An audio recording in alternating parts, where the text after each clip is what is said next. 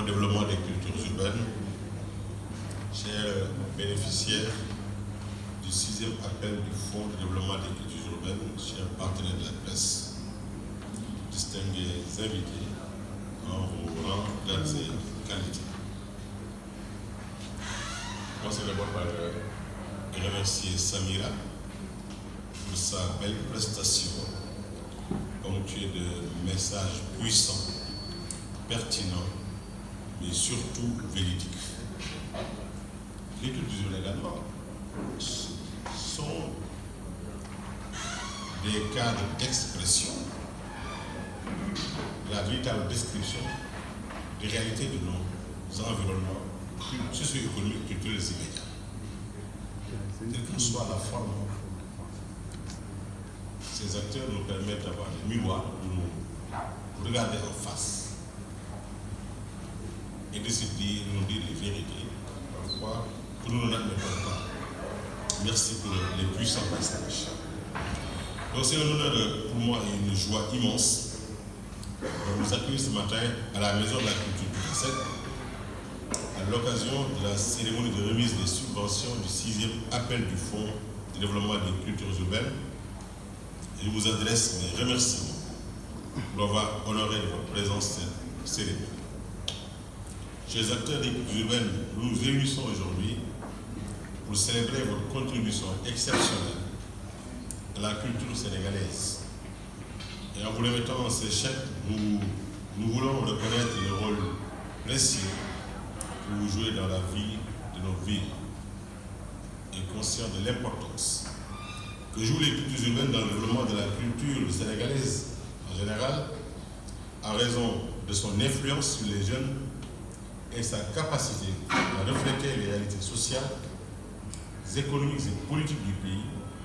Son Excellence, M. le Président de la République Macky Sall, a tenu à doter ce secteur d'un fonds dédié, évolutif, afin de soutenir ces initiatives structurantes. En effet, le FDCU s'inscrit dans la politique culturelle globale déclinée par son Excellence, M. le Président de la République, son Excellence Macky Sall, favorable à la structuration du secteur qui vise à résoudre les problèmes liés à l'emploi des jeunes, en l'occurrence ceux et celles qui s'activent dans le secteur des cultures urbaines. Les artistes sénégalais ont contribué à créer une culture vibrante et dynamique qui attire des publics de toutes les générations et de tous les horizons.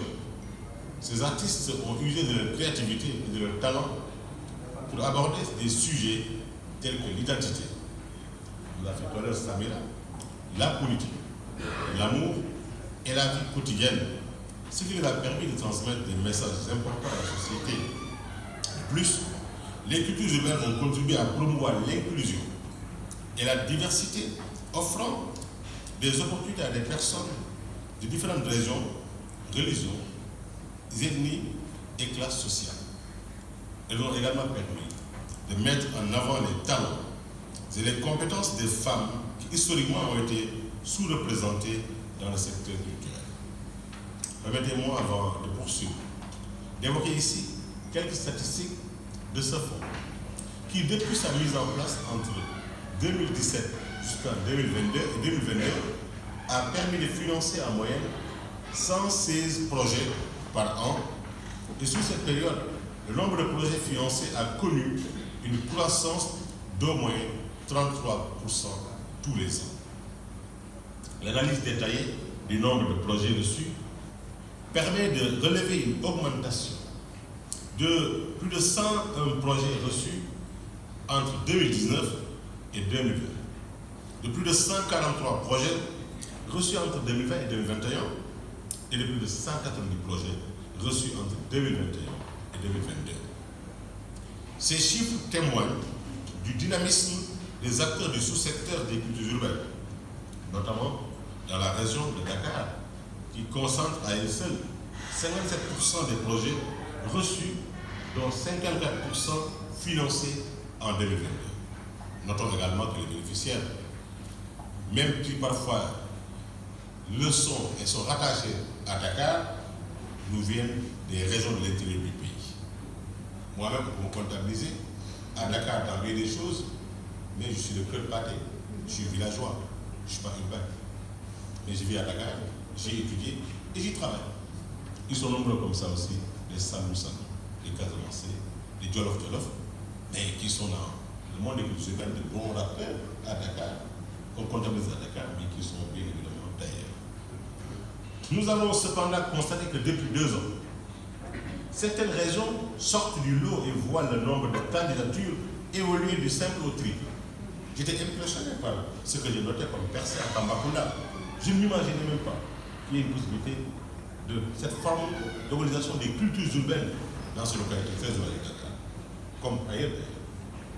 Et en outre, plus les années passent, plus le fonds est convoité et plus la qualité des dossiers s'améliore, augmentant ainsi le nombre de projets reçus, rendant la sélection plus ardue. Ce n'est pas pour rien que j'ai tenu à organiser cette cérémonie publiquement et pour la première fois, procéder à une remise de chèques publics et de manière collective.